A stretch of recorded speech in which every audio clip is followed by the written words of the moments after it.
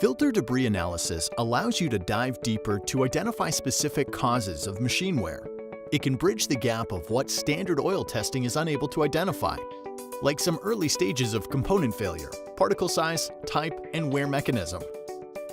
Filter debris analysis is conducted by first taking the filter and placing it in a specialized apparatus and flushing it with a solvent. Here, the filter is on the right side of the apparatus, and the solvent is added to the reservoir on the left side, and then pumped through the filter to flush any contaminants or particles from the filter. Once the filter has been flushed, the filter material is then agitated and then separated into two samples, A and B. Sample A is placed in a centrifuge. This machine separates the debris and particles from the solvent to prepare for testing by acid digestion. Both sample A and B are prepared to create separate micropatches by filtering the solution through a laboratory filtration system to collect the debris. Sample B micropatch is then sent to the data analyst.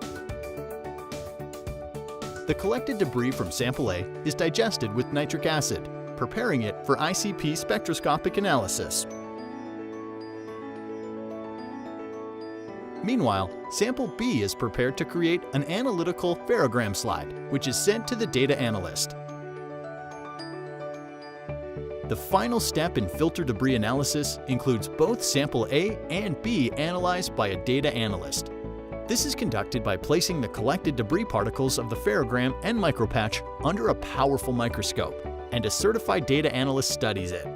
The microscope captures images of the debris to determine type of wear and particle size, concentration, and composition. Our data analysts then provide the results in a report along with suggested maintenance recommendations.